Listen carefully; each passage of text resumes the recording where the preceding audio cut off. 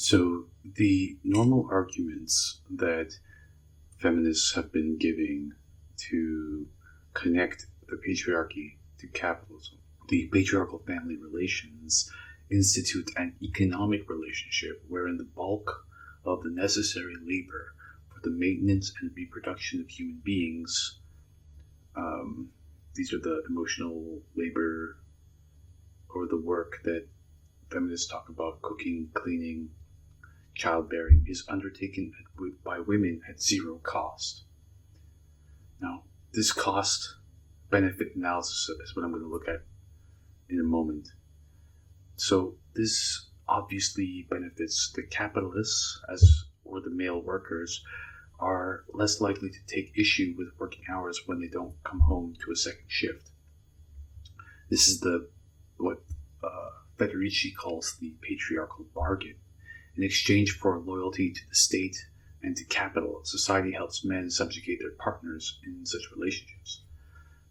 Now, the men's lib aspect of this, which I absolutely hate, I don't really want to talk about what women think masculinity is about. But the male gender role to provide is tied to their job, and the failure of earning an income is a failure of an existence as a male. Now, the interesting part here is that these arguments don't see that they're trying to commodify and place a market number on this emotional labor. And childbearing is seen as work. Taking care of a child is seen as work, which is also kind of interesting. I can imagine a life without work. I can't imagine a life without building relationships with my child. And to see that as work, and to see that as something as being a commodity, which it is in our society, which nannies usually do the work for that. So, ask what women, this is from the women's perspective, but then you ask what is the obvious ignored emotional labor on the men's side, which is ask any man what he will do for his family.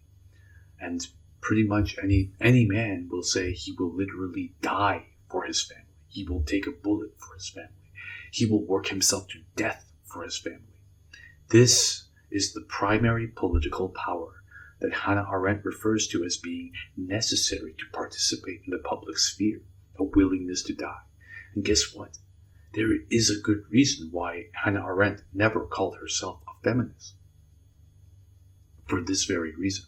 Whereas the feminists are busy commodifying the very thing that men are willing to die for, which is a love, which is this relationship, which is this family, which is something greater than the commodity itself.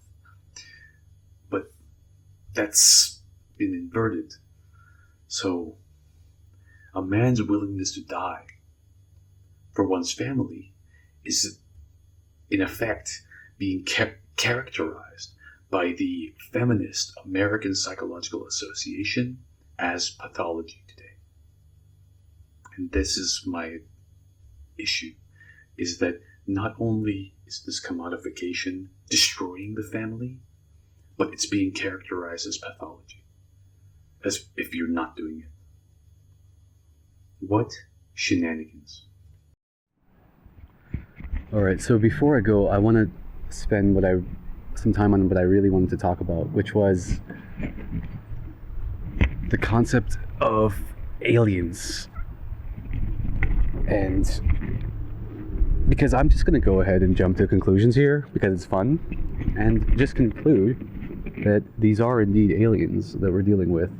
And we need to come together and work as a community and create a community so that we can deal with these aliens. Unfortunately, there's a lot of community destroying aspects of our society, especially from people who purport to be creating safe spaces and community. Unfortunately, community in one way is just so easy, and in another way, it's so difficult. It's so easy in that, you have a park and people show up and talk to each other and show up next week and what's up, and you make friends, and community is not too difficult. Now, that's kind of what I would call just like a flimsy community, or just a community that's just part of what we're supposed to do. But if we can take that energy, like instead of going to the park and relaxing, using that time to build the pyramids or to do something miraculous as a crowd, that would be amazing without the capital, or some sort of UBI kind of thing, if you really want to get into the economics, but some sort of so in terms of aliens and community building, I think that we need to use that time that we have, that we come together and we do community stuff, like we do Burning Man, and that's pretty cool.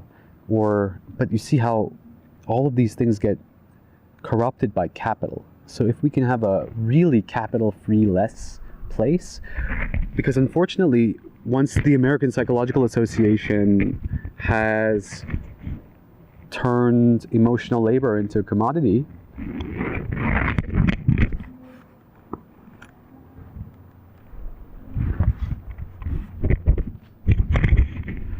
because unfortunately, once the American Psychological Association.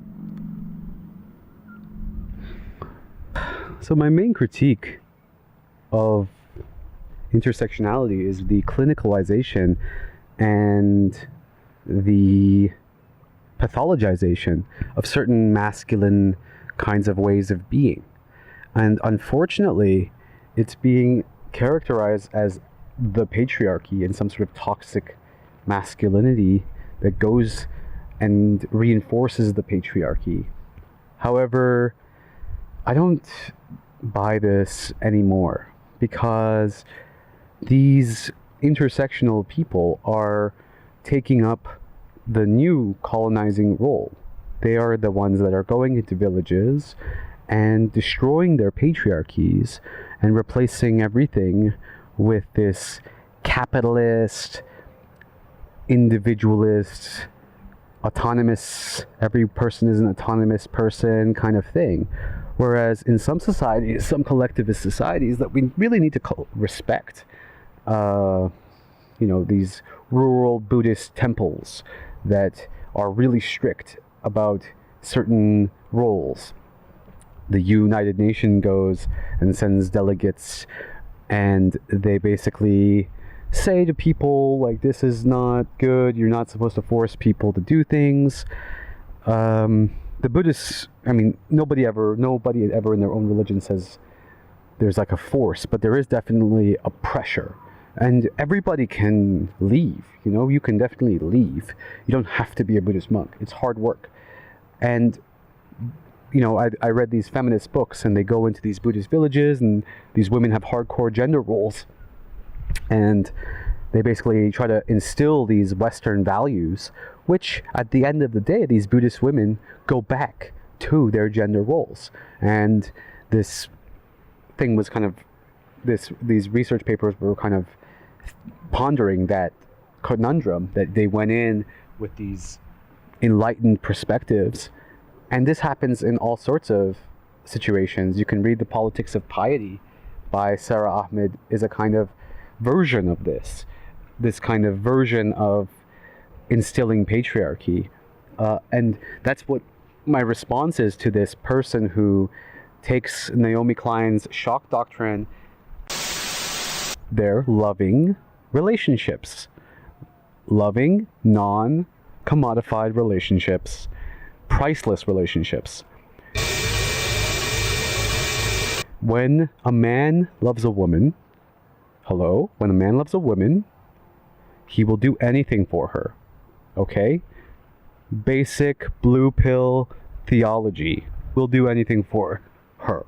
Now, the problem is the American Psychological Association changed our whole culture based on the etiquette of the prostitute. As if everything else in life is commodification anyway. No, it's not. When you love someone, you will do anything for them. You will die for them. You will give them all your money. Nothing is... And this has become pathologized by the American Psychological Association, this kind of endless love. Now, love always is a negotiation. All love is a negotiation. So when you tell someone you love someone, it's not a powerful kind of, we will fight for you love. It's a negotiated love. It's a trauma-filled, fear-filled, that is taking advantage of other people, seeing other people as a means to an end, not as an end in themselves. Basic Kantian principles that feminism was, created out of. Unfortunately, the family, love, all of these aspects are, I'm not going to say disappearing, but becoming a realm of only the privileged. None of us can rely on anybody, but that's the case for everyone now because of this negotiated friendships that we have, this cost-benefit analysis that has seeped into every part of our lives. Unfortunately, now how can we fight this cost-benefit analysis, right? We need some sort of rituals that remind us that living is just living, and we don't need to cost-benefit every aspect of our lives. In fact, sometimes it's our duty to just give for giving's sake. Whatever happened to these age-old sharing is caring, sharing your time is caring, and whatever happened to that? The emotional labor argument has, in fact, started a civil war. And the civil war, even to the most empathetic people, like, people who've been studying feminism for 10 years, like me, we are tired of it. And we won't accept this kind of culture shock. The feminists are just as guilty, just as the liberals are, Naomi Klein's liberals are, and in terms of using the shock doctrine themselves. And if you want to link to that, I have a specific critique of Naomi Klein's shock doctrine in my Ritual Traces series. So I encourage you to take a look. Now, to the topic that I really wanted to talk about, which was aliens. And we need to create community. We need to create our communities again, some sort of sense of oneness, because neoliberalism, at the end of the day, it's this unity of homogenous commodities that we are all producers and consumers in this mall that is all about taking up space, and the more space you take up, the more money you will make. And this is just basic, economics, that economies of scale win. So you always have to basically scale up. Every type of organization wants to scale up and has to take up more space. And the reason why they do that is because socially, in a way, we value people who have more money, unfortunately. And this, whenever you hear someone say it's too much emotional labor to explain to someone something, it basically just means that you need to make more money in order to pay for the education that you're about to receive. Now, I'm a teacher, and countless times I've stayed after school to help people and try to inform people and try to make things better, right? I've taken up on that emotional labor too. And imagine if I more and more started just to charge people for my time. Now, that's basically how lawyers work. That's basically how half of our institutions work already. And it's becoming more and more. And that is becoming encroaching into our social lives, encroaching into our relationships with other human beings, such that outside of economics, we can't even have a relationship. Now, of course, this is not fully the case right now, but in a postmodern dystopia, I wouldn't Blade Runner is a total possibility. Imagine once epigenetics become a commodity as well. And Hitler turned out to be right. That's what basically this emotional labor argument comes down to, right? It means that Hitler was right about everything. It means that every aspect of our lives is subject to efficiency, the question of efficiency, a type of Hitler-esque-ism. And in fact, it's almost a humane thing to, kill the people who aren't able to fit into society, rather than this neoliberal way of dealing with people on the edge of society, which is to throw them in camps. So it's the same concept, but two different types of camps. One is the ghetto, and one is the concentration camp. The camp is the epicenter of modernity, and that's what our modern life shares with Nazism, in a way. I don't want to play the Nazi card, but that's just it. The camp is the camp. The camp is the camp is the camp. And the prison camp is the same as the concentration camp. The prison camp is the same as the ghetto, is the same as the concentration camp. There's a step removal, of course, but it's the same final solution in a way. Check out those jet skis, awesome. So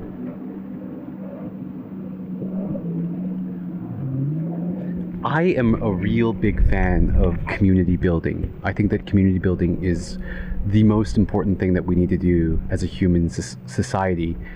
Why? Because there's so much, racism and sexism and whatever. Just hate. I'm just going to go with hate. Intersectional kinds of specificities that manifest once again in themselves, self-fulfilling prophecies. And that's one thing that I'm talking about in this channel, which is, I myself am someone who believes in intersectionality, and I've used analytical intersectionality for a long time. However, I see also that intersectionality is not immune from neoliberal arguments, and the problem right now is if neoliberalism can hide behind intersectionality and we are not allowed to critique it because it takes up this racist you become automatically racist, or you become automatically ist of some sort, or sexist or something, just because you have beef with intersectionality. And I think that it's hilarious to think that you have a concept that doesn't inspire any beef from anywhere, and when that beef shows up, you call it racist and sexist and shut it down. And I think that without an outsider's critique of intersectionality from the village, from what I call the village people, the ignorant, racist village people, we have to listen to them because they are the masses, not the liberal academia and not even the working class. I'm talking about village people, people that don't even have 9-to-5 jobs and don't produce any capital whatsoever, whereas the working class still produces minimal capital. Of course, the capitalist's main job is to do that. So right now, the strategy of the liberals has been to go into the village and basically turn everyone into a working class. And they do this under the auspices of destroying the patriarchy and patriarchal institutions. But ironically, that is the way in which you lead people into neoliberalism, unfortunately, because that's really the only tradition that we've had to develop in the West, is this freedom through neoliberalism kind of a concept, which I think is indentured servitude to the white man in reality. And it's funny that intersectionality is being used. So, the black women are, in fact, spreading the white man's propaganda in the most beautiful sense ever through this enlightened liberal. Gloria Steinem talks about it, through this enlightened liberal white man. Right, so the white man gets to go around the world, spread his seed, spread his glory, spread his everything through the commodification of our lives, through the commodification of time cost-benefit analysis into everyday, this cost-benefit analysis into everyday life, into everyday thinking, is what feminism has brought us. Feminism has thought it has brought us, this kind of politics, personal is political, but what it really did was just turn the personal into pure capitalism, and that's just unfortunate because, and the communitarian feminists, the socialist feminists, don't care because, in fact, they also benefit from the capital, and perhaps they should. But the problem is that I'm coming from a perspective of the village. I'm a villager. I'm an actual villager who, it's kind of weird to say because I've been through academia. I'm an educated person, but I see this encroachment of the city. Derek Jensen talks about the city as these parasites onto Earth, kind of thing. At the same time, we kind of needed those cities to kind of transition into the modernity that we are in, and we kind of need neoliberalism in many senses. The only thing is that do we really need to bring more people into the fold? And unfortunately, the motto of neoliberalism, because it's endless growth, that kind of thing. Wow, it was a beautiful sailboat. It'll come around, hopefully. And I'm not going to move the camera. It'll come around. It shall come. You shall wait for the sailboat, and you shall enjoy it in a moment. So unfortunately, on the front lines of this colonial process, without even without even realizing it, through the American Psychological Association, comes this destruction of our brains, turning everything into a cost-benefit analysis. People think that, in the moment when you tell somebody it's too much emotional labor to educate you, is harmless, but it sets an ethos. It's an ethos of destruction of community, destruction of voluntarism, the absolute destruction of, if you're a white male and you hear, you go to school and some 15-year-old this is actually kind of the case. It's getting pretty young. What I was taught in university. Hello, spider. Wow, you're like an ocean spider. Wow. It's kind of an interesting hairy spider. Okay, sorry about that. Within this sea of change that has happened from my university, now I see the ripples are getting younger and younger and younger, and they're going for younger and younger students. And now there is a backlash. I'm not fully well versed on the different types of issues trans people face, and I'm not well versed on how young somebody is with regards to making irrevocable decisions in their lives. But there's people, coming out of the woodwork, and they're called haters. But I think that, if we live in a society, we really should listen to everybody. And I mean everybody. We should listen to everybody. If we do believe in society, we should believe in democracy. However much emotional labor democracy takes, we need to do that work, or else, or we can pretend it's too much work.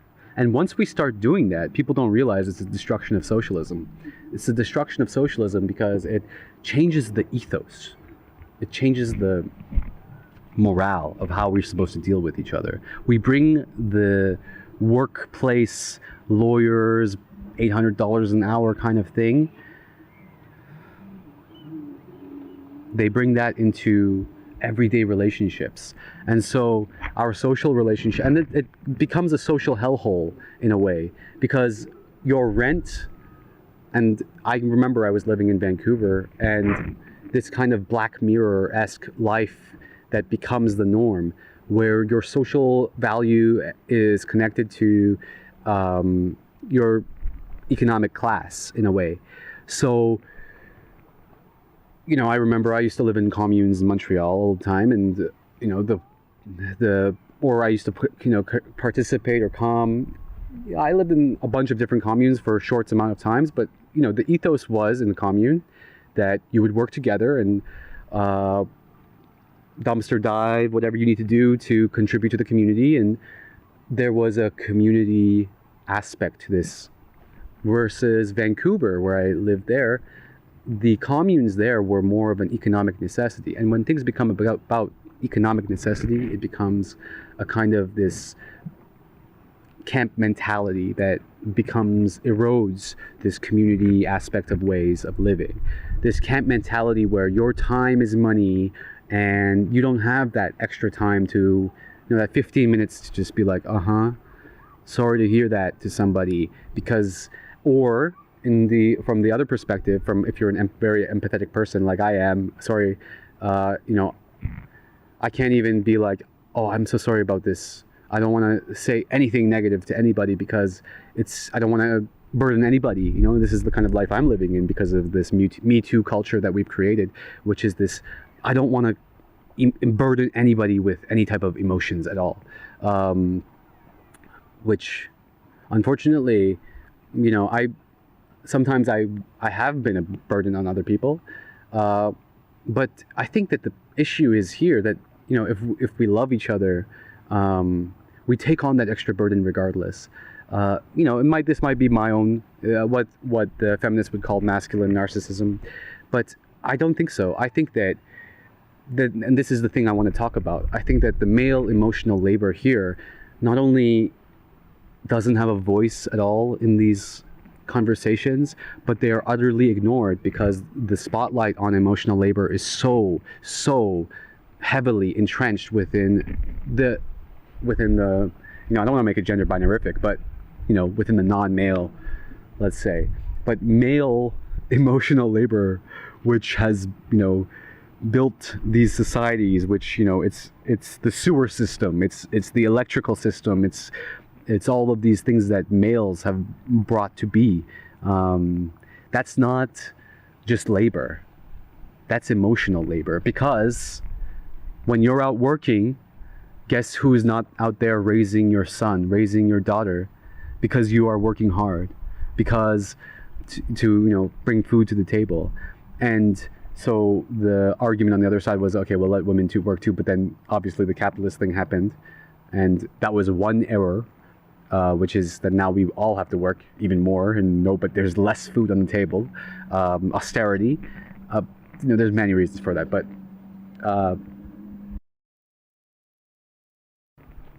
really what I want to talk about these days, so that's the first topic, and unfortunately I don't have a choice in whether I want to talk about this topic or not, because I feel for my brothers. I feel for, you know, I'm someone who's taken up a lot of female emotional labor, and I know that so many of my male brothers are as well, people who have taken up female emotional labor, and they're not allowed to speak at all. So, you know, it's necessary to talk about this kind of thing, because, you know, men take up, what is male emotional labor? So what I really want to talk about is aliens, but just to finish this for now, what is male emotional labor? Male emotional labor is Cicero. It's the Peloponnesian War speech, Mark Antony's speech at Caesar's funeral. That is male emotional labor. Male emotional labor is communal. It's taking up a communal aspect. It's taking up the weight of the community. Whereas female emotional labor is taking up the weight of the family most of the time. Male emotional labor takes up the weight of the community. Have you ever seen a man cry? No, I don't mean just crying because some random team lost the playoffs or the World Cup. And just a normal weep. I mean a wail, a real cry. The kind of cry that comes from deep within the soul. If you have, I want you to think back to that feeling. How did it make you feel to see this, what this archetype of a male, what it should be, strong, powerful masculinity. What does it feel like when this being gets down to their knees and cries a wail? Have you ever seen that? I saw it once on the streets of Montreal, and it's even crazier, if maybe in its own ways, to see it from a stranger. Because inevitably we all see our parents at some point in their vulnerable state, and we all have to make that leap, that one of those leaps into adulthoods. The other is coming to grips with this collective trauma that we have, this collective daddy issue that we have, that we just cannot deal with, and we're not equipped to deal with, because we don't let the daddy speak. So here is the daddy speaking.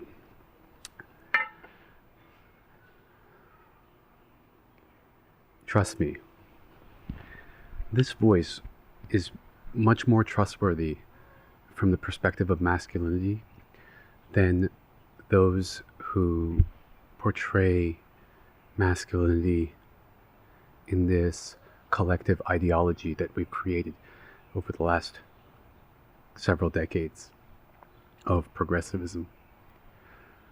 I was also part of such a movement. I would protest Jordan Peterson. I would protest one of his disciples or one of his followers that he cites every time he's talking about postmodernism. In Vancouver, I almost got choked out by an event organizer because I went to a Stephen Hicks lecture, and Stephen Hicks is someone who wrote a book on postmodernism, and he is the one that Jordan Peterson cites. This is the man who taught Peterson who postmodernism is, and at the end of the day, Zizek would ask Jordan Peterson, who are these postmodernists that you speak of? And Jordan Peterson would be befuddled by that question, because there's no real, and really the best postmodernist was, as Zizek says, the best postmodernism was Donald Trump, which was ironic. Now, this is all a tangent to kind of say that my position before I start to talk about what I think is very important to talk about, which is male emotional labor.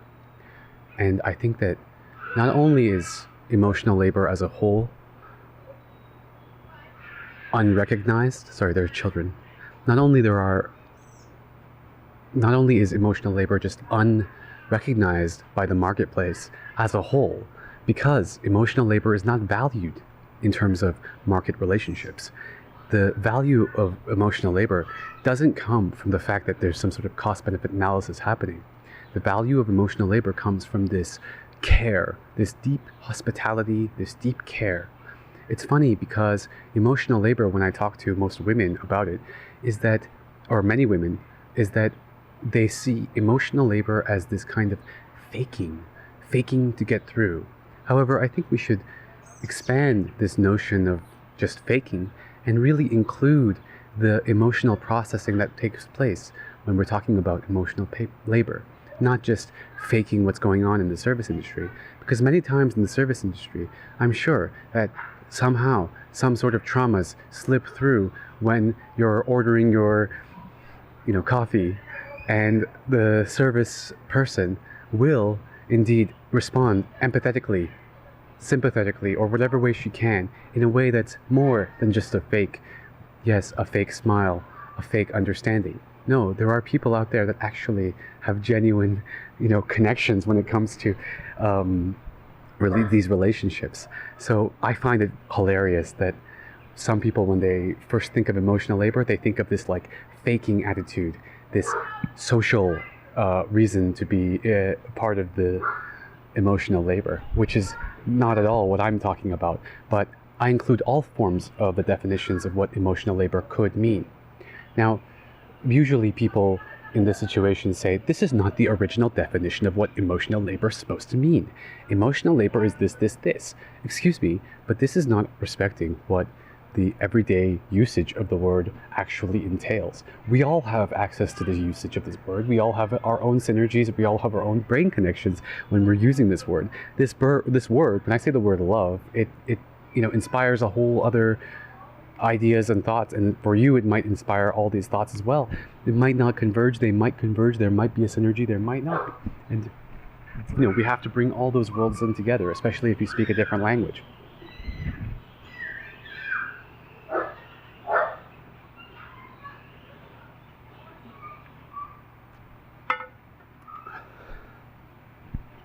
Unfortunately, it's the case that truly men cannot speak about this issue because it's been monopolized by women. And because it's been monopolized by women, it's not allowed to be seen the full range of what emotional labor could mean. For me, emotional labor for men includes Mark Antony's speech after Caesar dies, or these great moments in Shakespeare where Macbeth or somebody, or at the end of this great tragedy, usually Socrates or one of Socrates' mourners, or all of these types of male emotional labor that are just totally unrecognized, but totally just right in front of us at the same time. Men have been talking about emotional labor and emotions for a very long time. Maybe they haven't recognized female emotional labor. Yes, they haven't. But I don't think that that's because of men being men that emotional labor is unrecognized in women. It's just that emotional labor is just unrecognized in the marketplace.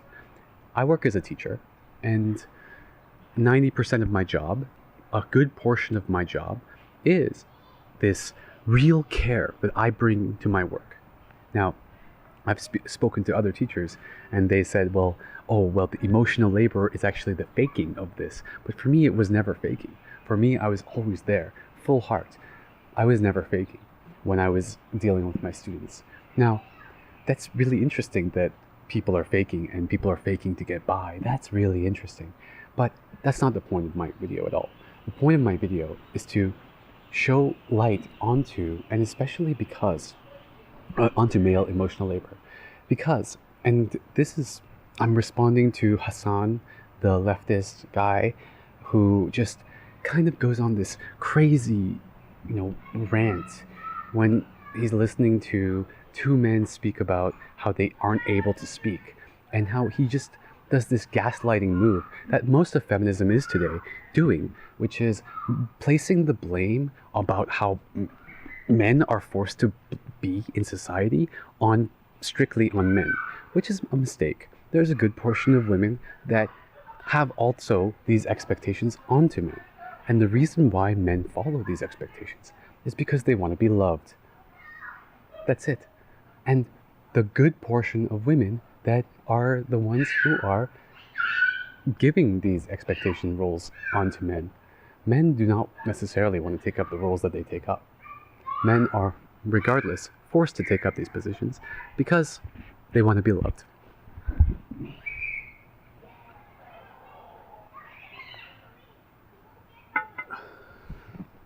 Another form in which the emotional labor of men is just not recognized is that today a good portion of women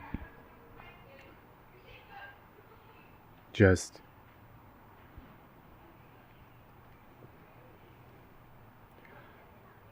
treat men as a means to an end.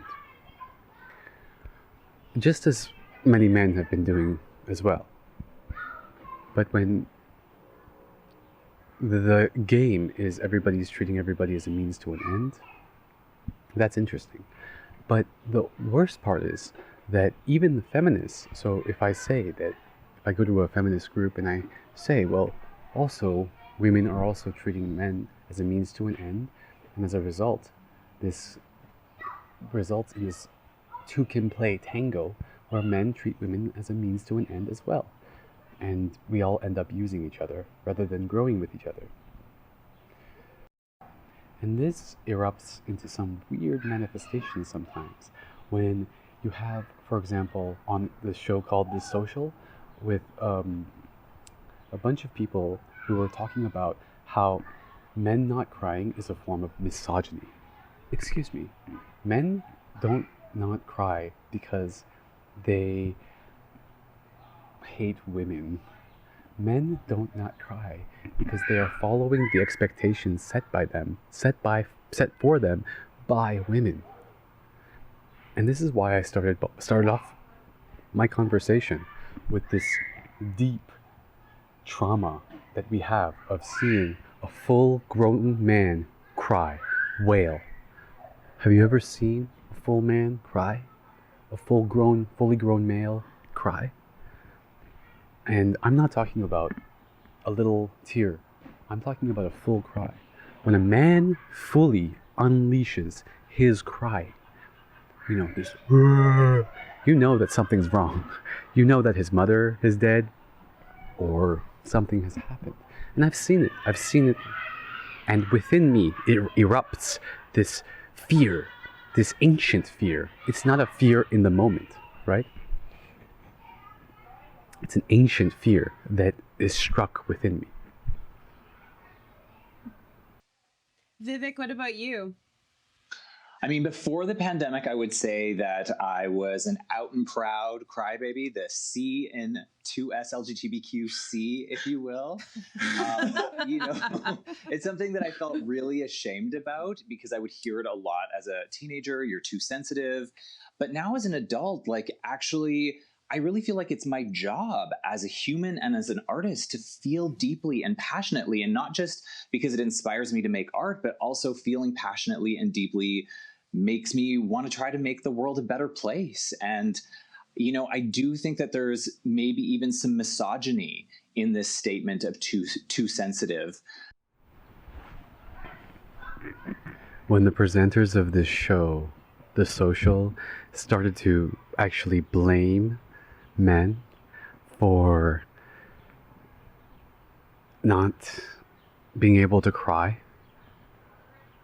it's a sad spectacle to see these people gaslighting a whole group of people. These men who have been pathologized. 20 years ago, we would pathologize homosexuality. Today, we are pathologizing commitment and masculinity. We are pathologizing this kind of masculine drive to die for somebody. That is a psychological problem in our time, even though it's in our history, it's in our books, it's not romanticism. It's Helen of Troy. It's why men do what men do. We will go off into outer space. We will build roads to the ends of the horizon just so that a woman can be more comfortable. Because that's what we do when we're in love. Men will fight for no matter what. We will take on the government. We will take on God himself for the hand of Eve. That's what masculinity is. And unfortunately, it's being rudimentarily destroyed. And the problem with that is, as Hannah Arendt says, the only real political speech that matters is any type of speech that is willing to put their life on the line. This is the only speech that is willing. This is the only speech of which it is worth listening to, People who are willing to put their life on the line and their social capital on the line. People who are willing to not follow whatever it is just for the sake of social capital or just for the sake of commodity or just for the sake of power. This willing to put your life on the line is the ultimate test. And this is what men in their risk-taking capabilities always do. When they believe in something, they will die for freedom. They will die for love. Women will die for love too, sure. But I think that there is this kind of masculine strain in that what I'm talking about. And it's just not being respected. So when it's not being respected in this sense, as a whole, on the collective, in fact, it's not just not being respected. In fact, it's being incarcerated, and it's being pathologized, and it's being clinicized, such that there are pharmaceutical industries giving ADHD pills to, I've seen in prison, children who are men who are pumped with drugs from childhood. Adderall, Ritalin, antidepressants, all this stuff.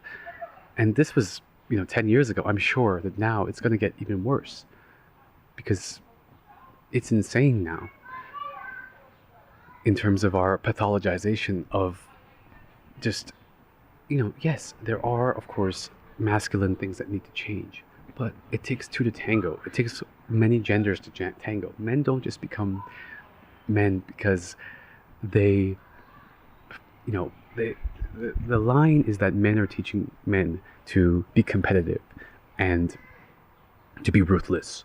And to be honest, it is the case that men teach men. But why do they do that? Why do men teach men to be men? Because they know what women expect. Older men know what women expect. And boys will be boys in that manner. Yes, boys will be boys. And there's nothing you can do about it. Because you are contributing to this. If men need to change, women need to change as well. And I've spoken to feminists, and feminists have said, women don't need to change. As if women aren't mean to bi people, as if they don't look at bi people as some sort of abomination.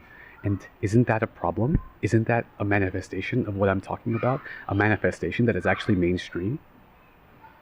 It's pretty mainstream that women don't respect bi people, right? And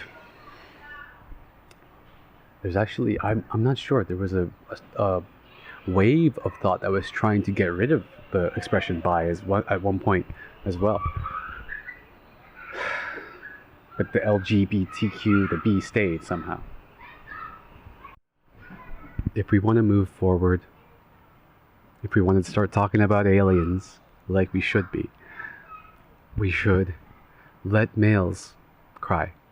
We all agree that men should be able to cry, in any occasion, in any time. But why don't they cry? Because they know it releases something in women, some deep daddy issues. Because dads have not been around, it's true, for all of us. So, it releases this deep-seated fear, this insecurity, right? Our society, from the patriarchy to the feminist reality that we're living in today, or the feminist fight against patriarchy, whatever you want to call it, has always been has always been concerned with female insecurity. Every aspect, even the patriarchy. The patriarchy, what is it? It's protecting Queen Elizabeth. It's protecting Queen Victoria. It's spreading Victoria's empire. That's the patriarchy. It's spreading Victoria's empire. So, it's complicated. It's the Queen's empire that's being spread. The Queen Mother. This devouring mother. This devouring mother that gaslights and blames her empire on men.